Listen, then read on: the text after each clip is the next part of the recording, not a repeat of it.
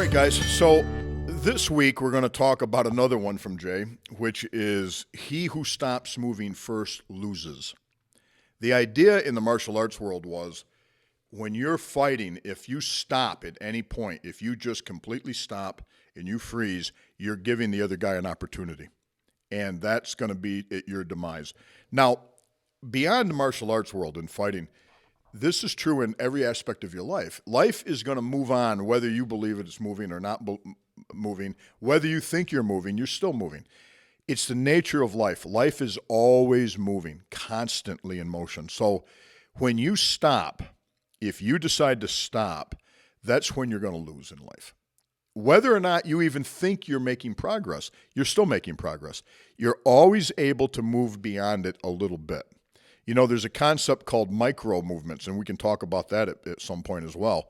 But micro movements is the idea that, and another way to say this is still moving.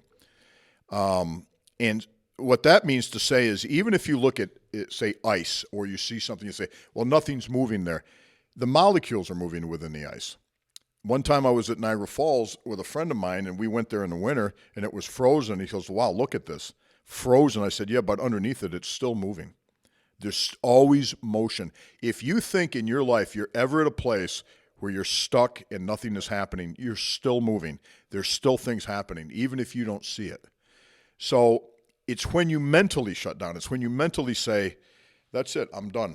I don't want to do this anymore, or I don't feel like I have another option. He who stops moving first loses. And Jay was very good at demonstrating this in the martial arts world, right?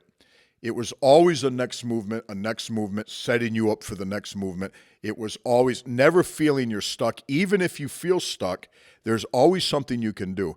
And that ties into the principle of do what you can, not what you want. If I'm stuck and I'm compressed and the guy's holding me, I may not be able to just pick him up, flip him down, and pin him. That's what I'd like to do.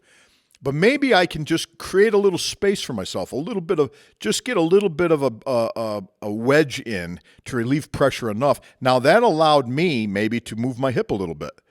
That made him a little uncomfortable. He's starting to lose base or lose bend, so he has to shift. Now I get to capitalize on that. Movements don't have to be big. Movements don't have to be earth-shattering. You can do amazing things with the least little bit. But once you mentally stop, that's when you lose.